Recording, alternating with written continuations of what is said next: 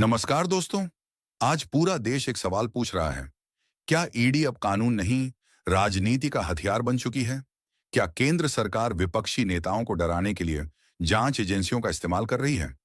और सबसे बड़ा सवाल, ममता बनर्जी, जो हमेशा कुर्सी पर बैठकर राजनीति करती थीं, आज सड़कों पर क्यों उतर आईं?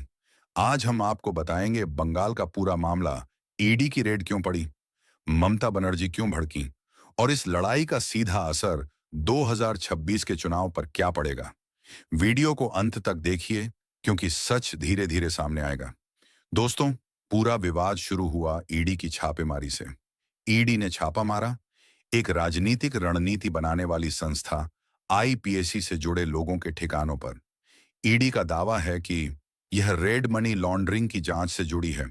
कुछ संदिग्ध लेन देन की जानकारी मिली थी, इसलिए कानूनी प्रक्रिया के तहत छापा मारा गया। लेकिन यहीं से कहानी बदल जाती है।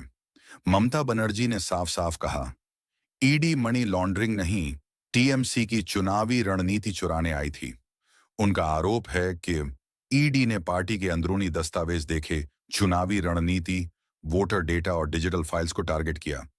यह सब चुनाव से पहले जानबूझकर किया गया। ममता बनर्जी का कहना है, अगर भ्रष्टाचार की जांच थी तो पॉलिटिकल डॉक्यूमेंट क्यों? अब ध्यान से सुनिए। जब ईडी की टीम रेड कर रही थी, ममता बनर्जी खुद मौके पर पहुंच गईं। हाँ, खुद मुख्यमंत्री। उन्होंने ईडी अफसरों से सवाल पूछे, आप क्या उठा रहे हैं, किस कानून के तहत, पार्टी के कागज क्यों? वहां माहौल तनावपूर्ण हो गया। पुलिस, ईडी, टीएमसी समर्थक सब आमने सामने आ गए। यहीं से मामला राष्ट्रीय मुद्दा बन गया। इसके बाद जो हुआ वह बंगाल की राजनीति में कम ही देखा गया है। ममता बनर्जी सड़कों पर उतर आईं, हाथ में माइक, सामने हजारों समर्थक। उन्होंने कहा, ईडी और सीबीआई को बीजेपी ने अपना निजी हथियार बना लिया है। यह लोकतंत्र पर हमला है। अब दूसरी तरफ की बात भी जानिए। ईडी का कहना है, रेड पूरी तरह कानूनी थी, कोई राजनीति नहीं, कानून सबके लिए बराबर है। बीजेपी का आरोप, ममता बनर्जी जांच में रुकावट डाल रही है।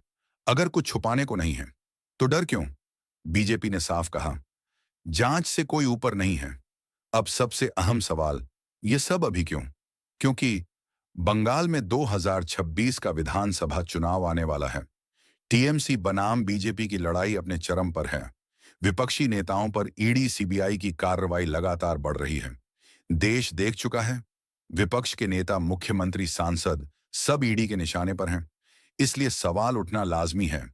आज बंगाल की सड़कों पर चर्चा है, क्या यह भ्रष्टाचार के खिलाफ लड़ाई है या फिर विपक्ष को कमजोर करने की रणनीति? कुछ लोग कहते हैं कानून अपना काम कर रहा है, तो कुछ कहते हैं एजेंसियों का राजनीतिक इस्तेमाल हो रहा है। दोस्तों, यह लड़ाई सिर्फ ममता बनर्जी की नहीं है।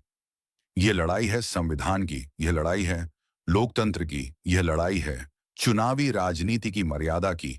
आज ममता सड़क पर है, कल कोई और हो सकता है। सवाल बस एक है, क्या जांच एजेंसियां स्वतंत्र हैं या सत्ता के इशारे पर चल रही हैं?